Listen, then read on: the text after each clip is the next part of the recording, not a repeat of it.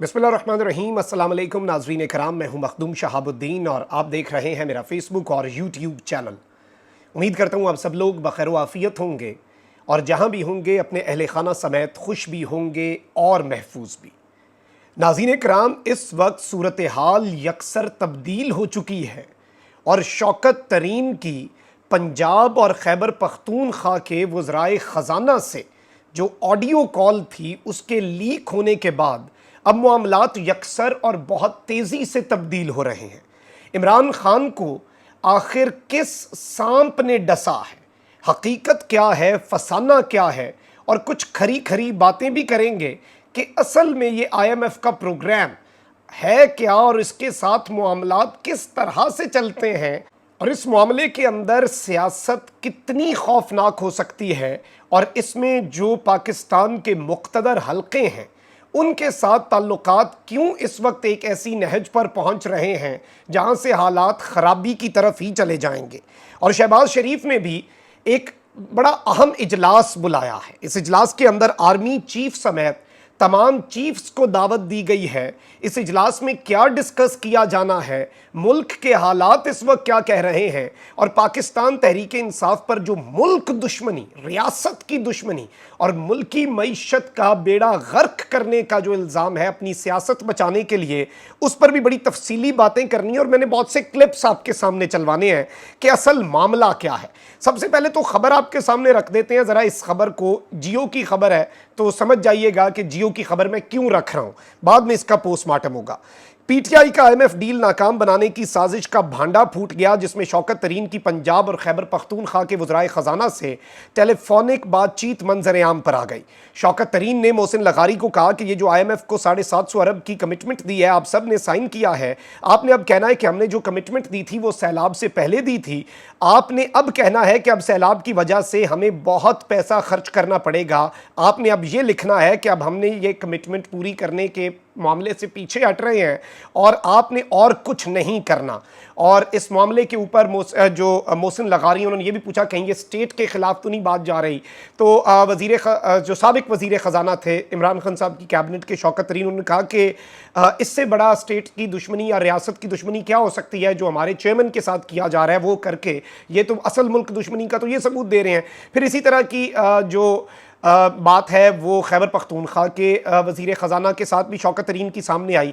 अब एक बात तो पहले आप समझ लें कि पाकिस्तान तहरीक इंसाफ ने इसे निगेट नहीं किया और असद उमर साहब ने भी इसके ऊपर स्टेटमेंट दिया है कि शौकत तरीन ने मोहसिन लगारी और तैमूर झगड़ा से बात की तो इसमें क्या गलत है। और इस सारे मामले में शौकत तरीन ने पंजाब और KP के वज़ीर ख़जाना को कहा कि विफाक को कहो कि हमारे पास सैलाब आ गया है और सैलाब से ऑब्वियसली पूरा मंजरनामा तब्दील हो जाता है, तो ये पाकिस्तान तहरीक इंसाफ की जस्टिफिकेशन है। शीरी मज़ारी साहिबा एक स्टेप आगे गई और उन्होंने बहुत से सवालात भी उठाए कि ये जो कॉल है ये गैर कानूनी नहीं है और इसमें कुछ स्टेट के मुखालिफ नहीं है, बल्कि जो चीज़ असल में गैर कानूनी है वो फ़ोन को टेप करना है। और ये कॉल किसने टेप की, उनका इशारा किसकी तरफ था, किसने इसे लीक किया, ये सारी बातें उधर से हो रही हैं। आप पहले ज़रा ये असद उमर साहब की स्टेटमेंट सुन लें, फिर मैं पूरा मंजरनामा मजीद वाज़े करता हूँ कि इमरान खान का इस पर असल में मौक़िफ़ क्या है और क्या इमरान खान इस वक्त सच में मुल्क दुश्मनी और पाकिस्तान को डिफ़ॉल्ट की तरफ ले जाना चाहते हैं कि मैं नहीं तो कोई भी नहीं। और पिछली मिसालें तो वैसे हमारे सामने हैं, आप ज़रा पहले ये सुन लें। शौकत तरीन साहब जो वज़ीर ख़जाना रह चुके हैं, जो रेवेन्यू के अखराजात के मसाइल को समझते हैं, नंबर को समझते हैं, उन्होंने कहा दोनों वज़ीर ख़जाना को, पंजाब के और खैबर पख्तूनख्वा के, कि देखो तुम लोगों को वफाकी हुकूमत को ये कहना चाहिए कि IMF के पास जाएं वापस और IMF से ये मुतालबा करें कि देखो हमारे पास सैलाब आ गया है, एक उमूमी सूरत हाल नहीं है, इस खुसूसी सूरत हाल के अंदर फौरी तौर पे हमें अखराजात करने हैं, तो जो पहले आपने सूबाई सरप्लस हमसे मांगा हुआ था, जो एग्रीमेंट में था, उसके अंदर रियायत दें। जी, तो ये आपने असद उमर साहब की बात सुन ली। और इसी तरह इमरान खान साहब ने भी जब पाकिस्तान में वबा आई पूरी दुनिया में, उस वक्त एक रिलीफ लिया अपनी आवाम के लिए नेगोशिएट करके कि थोड़ा सा ज़रा हाथ हौला रखें, हालात देखें आप। और इमरान खान साहब ने हालिया जलसे में भी इसी तर्ज पर एक बात की थी, ज़रा वो भी सुन लें। इस्माइल कहता है कि जनाब तहरीक इंसाफ IMF का प्रोग्राम फेल करना चाहती है। पहले तो तुम्हारे से सवाल पूछता हूं कि 2 महीने पख्तूनख्वा का वजीर आपसे बार बार पूछता रहा कि मैं मीटिंग करना चाहता हूं, आपने जो पैसे वादा किए थे पख्तूनख्वा को नहीं मिले, उसको मीटिंग नहीं दी, ऊपर से सैलाब आ गया। तो अब वो ये सोच रहा है कि आप कह रहे हैं कि हम आपको एक सरप्लस देंगे, तो इस सैलाब में जो अरबों अरबों अरबों रुपए की तबाही मची है, किधर से सरप्लस देगा वो? आपको आईएमएफ से बात करनी चाहिए। मैंने जब कोरोना हुआ, मैंने आईएमएफ के सरबराह से बात करके कंसेशन दी। मैंने कहा लोग मुश्किल में हैं, और उन्होंने दी कंसेशंस।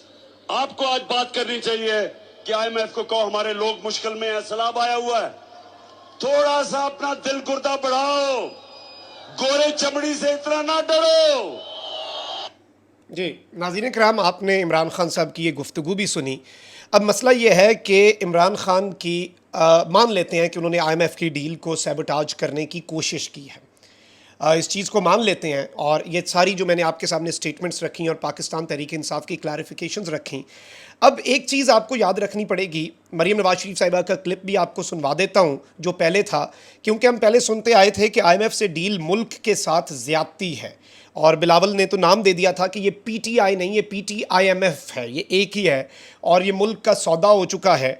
अब हम ये सुन रहे हैं कि पहले सुनते थे कि आईएमएफ के साथ डील मुल्क के साथ ज़्यादती है, अब सुन रहे हैं कि जी आईएमएफ की डील को रोकना मुल्क के साथ ज़्यादती है। और ऑब्वियसली इससे पहले भी अगर हम खरी बात करें तो आईएमएफ डील पर अगर अभी भी तनकीद हो रही है, फिर इसे उसी पैराए में रखें, क्योंकि इस वक्त हर हुकूमत की मजबूरी बन चुका है आईएमएफ, मरता क्या ना करता।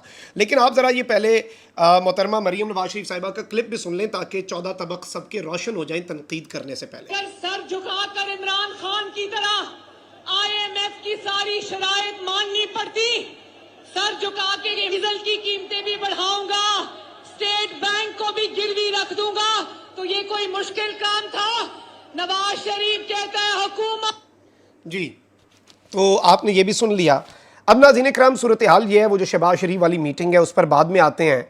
तो इस वक्त सूरत हाल ये बन चुकी है, अगर हम रियलिटी की बात करें, सच्ची बात तो ये है कि मुल्क की सलामती और जो मईशत है वो एक साथ जुड़ी हुई है। और इमरान खान साहब के दौर में सारे स्टेक होल्डर्स ने मिलकर एक नेशनल सिक्योरिटी पॉलिसी बनाई, जिसमें इकनॉमिक सिक्योरिटी भी नेशनल सिक्योरिटी का एक बड़ा अहम जुज़ है। आपके पास पैसे ही नहीं है तो आप तो दुनिया की सुनेंगे, फिर दुनिया से मांग रहे हैं तो आईएमएफ की कड़ी शराइत सिक्योरिटी इदारे जो हैं, पहले भी वो सिक्योरिटी इदारों की मर्ज़ी से मानी गई थी, हालांकि वो भी ख़तरनाक थी, और अब भी ये शराइत जो हैं ये बड़ी ख़तरनाक हैं और अब भी मानी जा रही हैं। तो बात ज़ाहिर बात है, जब नेशनल सिक्योरिटी की आ जाए तो इस हवाले से कोई भी बयानबाजी, चाहे वो मरियम ग्रुप हो, पीडीएम हो, पहले हो या अब अगर कोई कर रहा है, मैं समझता हूँ ये जनरली इसे एक अच्छा परसेप्शन इससे नहीं लिया जाएगा।